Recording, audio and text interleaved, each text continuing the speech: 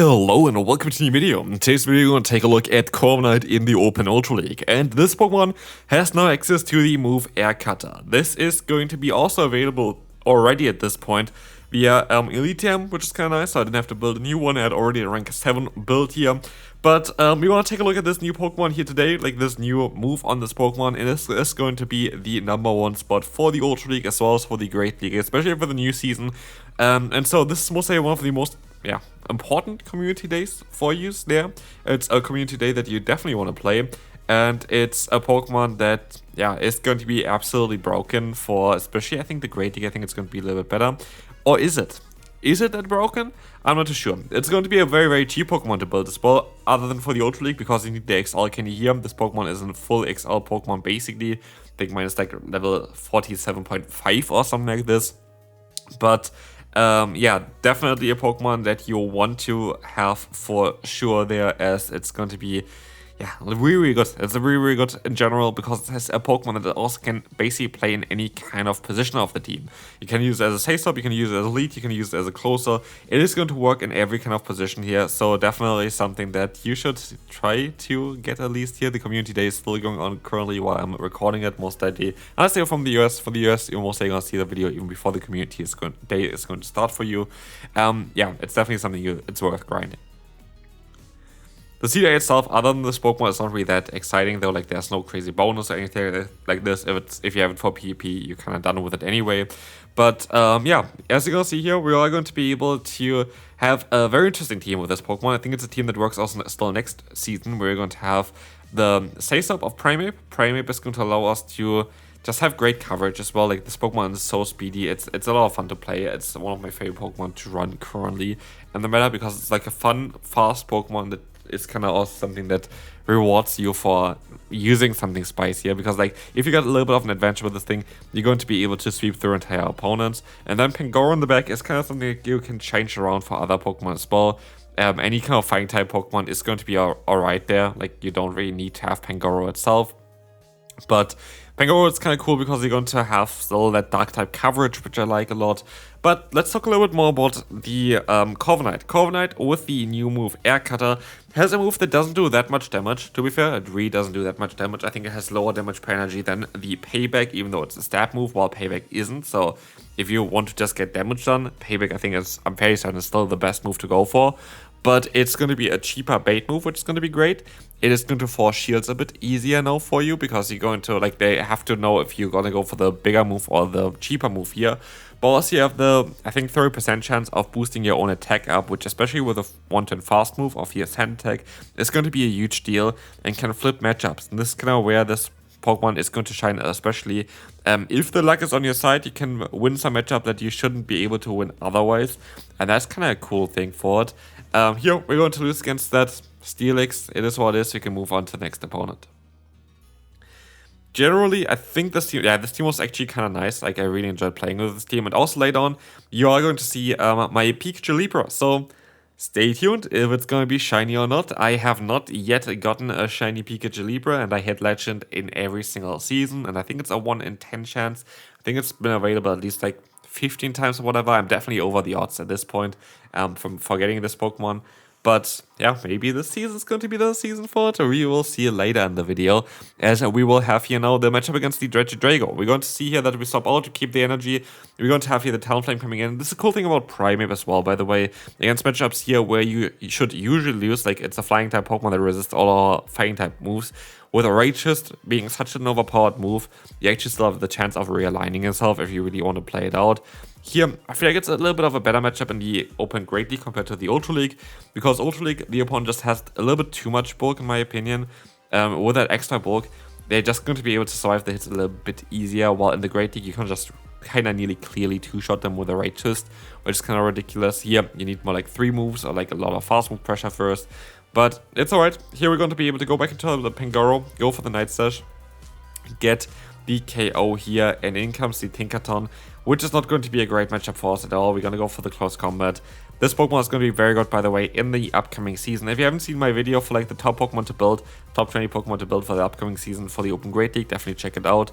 But as you can see here, we are going to be able to go ahead and go for the Air Cutter. this is going to allow us to get a little bit of damage in, but it's not going to really matter. They're going to be able to go for the knockout here. I had to overfarm and hope that they swap out in time into the Regidrago, that we get up to 2 charge moves. We were unlucky, the opponent plays out basically perfectly, caught the move here even. Unnecessary, like a close combat, wasn't even close to knocking them out there at this point yet. But yeah, well done from the opponent, nothing really I could have done there. So let's see on how the next opponent is going to play that one out. We're going to have your Corviknight going for that air cutter spam against the scissor, which is going to be great. This generally is a good matchup for you, but this is going to be now even an opportunity to boost yourself up for upcoming matchups. But as you can see here, they're going to have the Zygarde in the back. Zygarde was really frequent, really common. This Pokemon is going to be even better next season. It's going to be a Pokemon that scares me a little bit. I do hope that we're going to have a bit of an easier time getting this Pokemon. I'm just too lazy for the routes, by the way. There's not really a problem with how you get them. You can get a Zygarde in theory in, I think, 64 days? Yeah.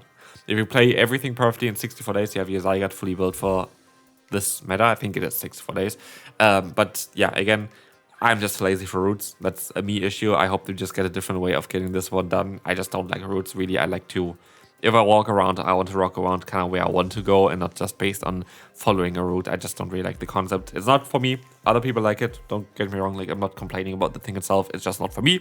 And that's why I don't have my Zygarde build yet. And that's why I'm not even close to it yet. But yeah, hopefully we're maybe going to be able to get Zygarde as well a bit easier again with the upcoming Go Tour. This next one is going to be Carlos Tour. So it's going to be for the region that Zygarde is from. So that's going to be kind of exciting. But yeah, we're going to have here close combat coming through against the opponent Zygarde. We're going to have a lot of energy still left. We have to kind of go up to 2 moves here in order to guarantee the KO against the Gastrodon. But as you're going to see here, we're going to be able to go for one charge move, go for a Night Slash afterwards. And we are going to be able to get that KO. And we can move on to the next opponent. Where we encounter the one Pokemon that's really difficult for this team to deal with, which is going to be that Talonflame. And I'm curious, like I wish there would be a better water and fighting type Pokemon. But yeah, currently there is not really a good water and fighting type Pokemon. The best ones, I guess, the Taurus from Paldea. But getting this one for the Open Ultra League is kind of annoying, and again, it's also not the greatest one either. We had time before, basically, where we had the Poliwrath, which was really good, but then Counter got nerfed, and Mudshot got nerfed, and Scald got nerfed. Like, this Pokemon got, like, nerfed so many times that, yeah, it was just kind of not a usable Pokemon anymore. Maybe next season's gonna be a bit better, but it didn't get changed at all. Politoed, though, got buffed with Weather Ball. But again, there's gonna be a lot coming up for the next season. And one thing that I want to know here as well down below, are you excited for the new season? Like, what is the Pokemon you're most looking forward to in the new season? Would love to see that, because I would love to also give you, of course, some top teams for certain Pokemon that you want to see. So again, if you enjoy this type of videos, just let me know down below, but also let me know down below what you want to see here next. And as you can see here, we're going to have Air Color coming through against the Talonflame. We have our Pangoro coming in, we have the Zygarde coming in. We are going to be able to go for that double Night Slash here against the opponent, or like one Night Slash, and I think I need 2 close combats here in order to knock them out. So I have to get up there. I am going to be at 2 close combats now. I can use a shield, I can go for 1 extra fast move afterwards. It's going to be that Outrage, so good thing that I shield here. That's the only way of really winning this. We are going to be able to go ahead, get the close combat done here, have another close count coming through on the CMP tie, and I have a Night Slash stored, which is going to be enough for us to now knock out that Talonflame, which is kind of cool. So Pangoro is just able here to completely win us the battle. This Pokemon has so much potential if you play it right, but it's a very tough Pokemon, to be fair, to deal with. Next up, we're going to have a cool lead, but they actually wanted to swap out as well. I want to swap out. I found my backline is a little bit better against the Credilli than my lead is, but my lead is still fine against Credilli as well. There's nothing wrong with Corviknight there. But as you can see, they're going to have their own Primeape, so we have a very similar team here so far. I am going to try my best to get the next shield from the opponent as well here by going for the shield now. Raichu is coming through. I hope I can swap out afterwards. Next season, I definitely will be able to swap out afterwards, because we have the 45-second switch timer. And honestly, I should mostly make a video towards Pokemon that are going to be better with the switch timer. Pokemon that kind of benefit from swapping out fast and stuff like this. Gonna be an interesting one. Maybe I should do that. Would be cool to know. Here the opponent forfeit and we can move on to the next opponent. Yeah, definitely going to be a bit of an interesting change there with the 45-second switch timer. It's going to make some Pokemon a little bit better. I think, like, for example, the what's called the Aegislash is going to be a little bit better. Again, we're gonna maybe have a video towards this ball. Here we're going to have Outrage coming in. This is going to be, of course, a resisted hit. Corviknight is a very good answer against the opponent's Zygardes. I wish we had like an Ice or Dragon type or Fairy type coverage move on this Pokemon. I don't think it learns most likely any of those types. There maybe is like a chance that this Pokemon could learn eventually like some Dragon type move or something. But yeah, sadly here, still, even though we're going to have a very solid matchup there, resisting everything from the opponent, they're still gonna nearly knock us out. And this kind of showcases the dominance of the Zygarde. But then again, next season, this is going to be even more difficult because next season Zygarde is going to be even stronger in that meta, so it's going to be kind of a bit crazy. Anyway, I wanted to have the opponent throw a charge move here first, which they do, which is really good for us, because now we are going to be able to just go ahead and go for that close combat and get a guaranteed shield advantage or switch advantage here. I will go just straight for another close combat. Let's see what the opponent is going to give us. It is going to be the switch advantage, which is cool, as they're going to have the Jellicent there in the back anyway, which you can now hard wall with our Dark type. It's not over yet because the Surf is still going to do a lot, but we're in such a good spot that there's not really a lot that I really fear here. I'm fairly certain we're going to be able to win this battle. There's not really anything that I think the opponent could do here to win this for themselves. So yeah, this is going to be definitely a very good game here, and we can see on how long the Jellicent can still survive. In the meantime, I'm looking up, by the way, what else this Pokemon can learn, the Corviknight. Corviknight would also have access to the move Drill Peck, which of course got buffed, and this Pokemon will never see. Absolutely not, because it would be way too broken. But it doesn't really learn any move that would cover the, yeah, what's called the Zygarde there at all. Like, there's nothing that this Pokemon would ever be able to learn in order to counter it in terms of, like, doing super effective damage. Doesn't learn a single Dragon, Ice, or I think that is kind of Dragon Ice or Fairy type move. It doesn't learn a single one. So yeah, here we of course win and also got a boost on the last one, which is typical. Yeah, as said before, like this Pokemon has just been everywhere. Like Zygarde is going to be everywhere, which just takes ages to beat. But also again, Corviknight here is going to be still a very solid answer towards it. Again, it's such a good Pokemon to have. I think the main benefit of Corviknight is I don't think it's too broken. I honestly really don't think it's too broken. I think it's a very, very much a good Pokemon that is balanced and that has so much different kind of play that deserves the #1 spot, but I don't think it's the strongest Pokemon.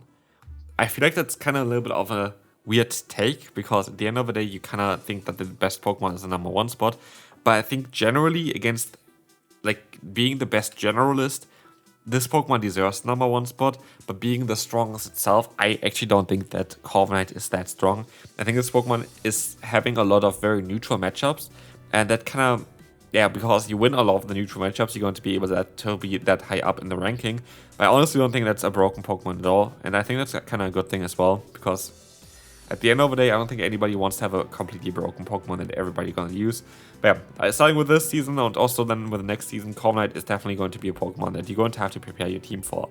It's going to be on a lot of the teams that you're going to be going up against, and exactly, especially with that new boost here as well with the Air Cutter, it's going to be a very, very tough Pokemon to deal with in certain situations. As you will see here, we're going to have the shield coming in. It's going to be the parabolic charge from the opponent. I hope that we can outspeed them. We are going to be able to get there. I was hoping that we are going to be able to see Pitta here, but the opponent decided to just use a shield and catch the move onto their own Pokemon here, onto that Zygarde, which is a very, very smart play. I am shieldless, and I was thinking at this one that Bellibolt must have less attack than I have. Bellibolt is like such a bulky defensive Pokemon. There's no way that they're going to be able to win the CMP tie against us. And with that, I should be kind of fine. I should be just able to farm them down, but I expect them to actually swap out of here straight away, so I can go for my charge move straight away, so I'm not getting caught off guard. I try to click on it, and they actually win the CMP time. And that's something that was surprising me, and that's something that's going to win them the battle. If I knew that, I should have just swapped out there and I would have been fine. I would have won this straight away. But this is what it is, and this is going to be the final battle, plus the Pikachu Libre set now. So let's see how this is going to go. We're going to have the close combat coming in here. It's going to allow us to get a ton of damage against the opponent's Pokemon already. That Steelix definitely did not enjoy that. I use a shield against the Psychic Fangs, and we see the opponent's Primeape coming in. They're going to be definitely needing to shield here, because at the end of the day, if I hit them with the correct move, they are going to go down, but they decide to use a shield here again. That's totally fine. That's what we expected here. And we will see as well that the Rage Twist is going to knock us out. We are going to be able to go into the Corviknight, and we can try our best to go for another Air Cutter, and we can actually get this in time. They definitely tried to overfarm or try to go for a close combat against us, and that's why they didn't get there in time. But it doesn't really matter, because we have to use a shield anyway. And so, yeah, we are going to be in a position right now where we are just going to be able to let the move go. We have to let the move go here. And this is going to be the Ragist. It's going to do some damage. We can swap out here to try to catch the next Ragist, which does work out quite well for us. But it's still a bit tough. It's honestly still a little bit tough here. We have the opponent forfeiting here actually. They didn't really want to play against us anymore. And with that, we are going to be fine. We're going to win this battle. Even though it was a bit tricky. And again, of course, our Pikachu is going to be not shiny and has really bad IVs. But it is what it is. Thanks so much for watching. Hopefully you enjoyed it. If you did, feel free to leave a like. Let me know down below again which Pokemon you're looking forward to the most for next season. And I will see you then. Bye bye.